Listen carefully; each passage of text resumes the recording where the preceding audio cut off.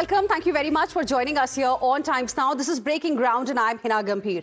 Viewers, as we speak, there is a debate that's currently underway in the lower house of the parliament. The debate is about Vande Mataram. And viewers, in fact, Prime Minister Narendra Modi started this discussion on Vande Mataram in the Lok Sabha, and he also launched a scathing attack on the Congress party.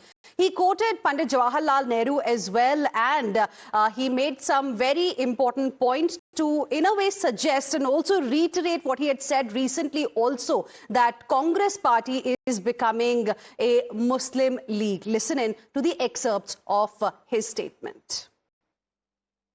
Vande Mataram के प्रति मुस्लिम league की विरोध की राजनीति तेज होती जा रही थी। मोहम्मद अली जिन्ना ने लखनऊ से 15 अक्टूबर 1937 को वंदे मातरम के विरुद्ध का नारा बुलंद किया।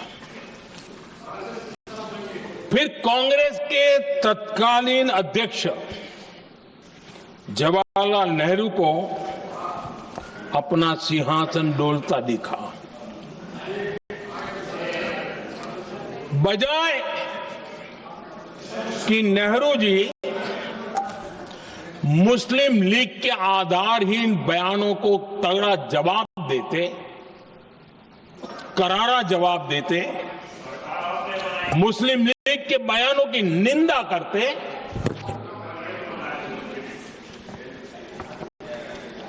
और वंदे मातरम के प्रति खुद की भी और कांग्रेस पार्टी की भी निष्ठा को प्रकट करते हैं। लेकिन उल्टा हुआ। वो ऐसा क्यों कर रहे वो तो पूछा ही नहीं, न जाना। लेकिन उन्होंने वंदे मातरम की ही पड़ताल शुरू कर दी। जिन्ना के विरोध के 5 दिन बाद ही 20 अक्टूबर को नेहरू जी ने नेताजी सुभाष बाबू को चिट्ठी लिखी। उस चिट्ठी में जिन्ना की भावना से नेहरू जी अपनी सहमति जताते हुए कि वंदे मातरम की, ये जो उन्होंने सुभाष बाबू को लिखा है, वंदे मातरम की आनंद मठ वाली पृष्ठभूमि मुसलमानों को इरिटेट कर सकती है। मैं नेहरू जी का कोट पढ़ता हूं। नेहरू जी कहते हैं, मैंने वंदे मातरम गीत का बैकग्राउंड पढ़ा है। नेहरू जी फिर लिखते हैं, मुझे लगता है कि ये जो बैकग्राउंड है इससे मुस्लिम भड़केंगे। अंग्रेजों ने बांटो और राज करो इस रास्ते को चुना और उन्होंने बंगाल को इसकी प्रयोगशाला बनाया। क्योंकि अंग्रेज भी जानते थे, वो एक वक्त था जब बंगाल का बौद्धिक सामर्थ्य देश को दिशा देता था, देश को ताकत देता था, देश को प्रेरणा देता था। और इसलिए अंग्रेज भी चाहते थे कि बंगाल का ये जो सामर्थ्य है वो पूरे देश की शक्ति का एक प्रकार से केंद्र बिंदु है। और इसलिए अंग्रेजों ने सबसे पहले बंगाल के टुकड़े करने की दिशा में काम किया। और अंग्रेजों का मानना था कि एक बार बंगाल टूट गया तो ये देश भी टूट जाएगा, और वो यावत चंद्र दिवाकरो राज करते रहेंगे, ये इनकी सोच थी। 1905 में अंग्रेजों ने बंगाल का विभाजन किया। लेकिन जब अंग्रेजों ने 1905 में ये पाप किया तो वंदे मातरम चट्टान की तरह खड़ा रहा। बंगाल की एकता के लिए वंदे मातरम गली गली का नाद बन गया था और वही नारा प्रेरणा देता था। अंग्रेजों ने बंगाल विभाजन के साथ ही भारत को कमजोर करने के बीच और अधिक बोने की दिशा पकड़ ली थी, लेकिन वंदे मातरम एक स्वर एक सूत्र के रूप में अंग्रेजों के लिए चुनौती बनता गया और देश के लिए चट्टान बनता गया। आदरणीय अध्यक्ष जी, बंगाल का विभाजन तो हुआ, लेकिन एक बहुत बड़ा स्वदेशी आंदोलन खड़ा हुआ और तब वंदे मातरम हर तरफ गूंज रहा था। अंग्रेज समझ गए थे कि बंगाल की धरती से निकला बंकिम दा का ये भाव सूत्र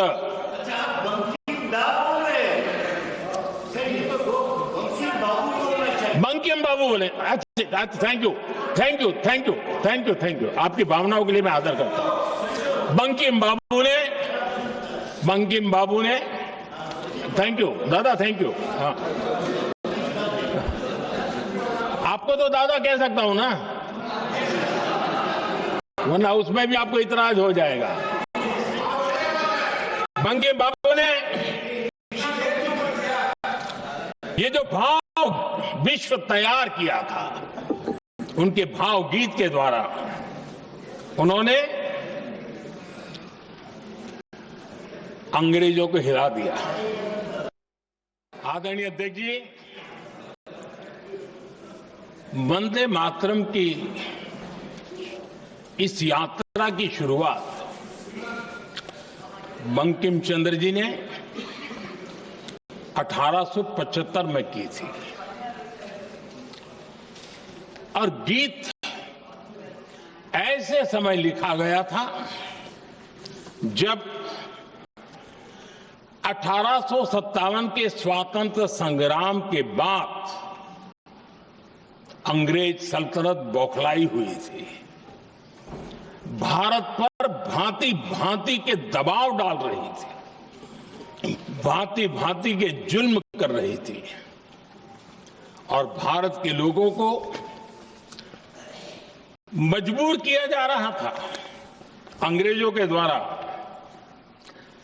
और उस समय उनका जो राष्ट्रीय गीत था, गॉड सेव द क्वीन, इसको भारत में घर घर पहुंचाने का एक षड्यंत्र चल रहा था। ऐसे समय बंकिम दा ने चुनौती दी और ईंट का जवाब पत्थर से दिया और उसमें से वंदे मातरम का जन्म हुआ। So you heard, viewers, in Lok Sabha, Prime Minister Modi launched a blistering attack on the Congress party while reminding the nation of Nehru-era betrayal. And now the Bharatiya Janata Party has targeted Leader of Opposition Rahul Gandhi and Wayanad MP Priyanka Gandhi Vadra for skipping the Vande Mataram debate in the Parliament. This is the latest update that we are getting for you at this point in time. Remember, it's a very, very important day in the lower house of the Parliament. There is a debate that's happening on Vande Mataram, and what we have now been told is that the Leader of Opposition in the Lok Sabha, Rahul Gandhi, and Wayanad MP, another Congress Member of Parliament, Priyanka Gandhi Vadra, in fact, were not even present when the Prime Minister started the debate a short while ago. Listen in. में एक ऐतिहासिक भाषण सुना माननीय प्रधानमंत्री श्री नरेंद्र मोदी जी का। मोदी जी ने वंदे मातरम के 100 वर्ष पूर्ति के अवसर पर आज ऐतिहासिक भाषण देते हुए वंदे मातरम को एक प्रबल भावना बताते हुए कांग्रेस पार्टी को और कांग्रेस पार्टी का जो विश्वासघात वंदे मातरम के प्रति रहा था उसका उजागर किया है। किस प्रकार उस समय मुस्लिम लीग के नेता जिन्ना ने पंडित जवाहरलाल नेहरू, जो आगे चलकर भारत के प्रथम प्रधानमंत्री बने, उन्हें वंदे मातरम को लेकर एक चिट्ठी लिखा था और बंकिम चंद्र चट्टोपाध्याय जी के ही बंगाल में, बंकिम चंद्र चट्टोपाध्याय जी के ही गृह क्षेत्र कलकत्ता में यह निर्णय लिया पंडित जवाहरलाल नेहरू ने कि जो कांग्रेस वर्किंग कमेटी की बैठक 1937 में होगी अक्टूबर के माह में, वहां वंदे मातरम के ऊपर रिजोल्यूशन लिया जाएगा और चिंतन किया जाएगा कि आगे का भविष्य वंदे मातरम का कैसे रहेगा। और 1937 के इसी अधिवेशन में पंडित जवाहरलाल नेहरू के कहने पर वंदे मातरम के सीने पर छुरा भोंका गया, वंदे मातरम का विभाजन हुआ, वंदे मातरम के साथ विश्वासघात हुआ और वंदे मातरम की कई पैराग्राफ्स जिसमें त्वम ही दुर्गा दश प्रहरण धारिणी का जिक्र था, उसे काट दिया गया। आज माननीय प्रधानमंत्री जी ने स्पष्ट रूप से बताया कि यह जो विभाजन की बीज पंडित जवाहरलाल नेहरू ने वंदे मातरम के विभाजन के समय बोया था जिन्ना की तुष्टीकरण के लिए, और आगे अल्पसंख्यक तुष्टीकरण के कारण वही बीज बड़े होकर भारतवर्ष के विभाजन का कारण बना। And joining us on the broadcast right now, my colleague Mohit Bhatt, tracking the story very, very closely. Mohit, BJP there launching a scathing attack on the opposition, on the Lok Sabha leader of opposition, specifically Rahul Gandhi and Priyanka Gandhi Vadra, for being absent from the House while the debate is underway. Well, yes, in fact, and we saw that how Prime Minister Narendra Modi launched a scathing attack on the Congress party and the appeasement politics of Pandit Nehru, saying that in 1937, or rather in 1930s, when Muslim League and Muhammad Ali Jinnah raised questions on Vande Mataram, they opposed Vande Mataram, they raised slogans against Vande Mataram. Jawaharlal Nehru thought that his post is shaking, he's on a shaky ground, and perhaps he succumbed to the pressure by Muslim League and Muhammad Ali Jinnah, and he omitted certain stanzas from Vande Mataram, and perhaps that was the reason that first it sowed a seed of division within the communities, within the country, and it led to the partition of the country. Very strong attack coming in from Prime Minister Narendra Modi on the debate on Vande Mataram. Now, post that, we have seen that how the BJP leaders are coming out, and an official briefing by Sambit Patra, national spokesperson of the BJP and member of parliament, took place inside the parliament, where he categorically attacked Rahul Gandhi and Priyanka Gandhi Vadra, saying that it's a very, very important debate that is happening. Vande Mataram is part of our culture, part of our heritage, and we are celebrating 150 years of Vande Mataram, but we see that Rahul Gandhi and Priyanka Gandhi Vadra are absent from the parliament, and that is what is being echoed by the other BJP leaders, saying that this is the seriousness that the LOP has. There's such an important debate on a song that symbolizes India's freedom struggle is happening, and they are missing. So we have to wait and watch how will the Congress party respond to this. Back to Thank you very much, Mohit. Appreciate you joining us with your inputs on this story.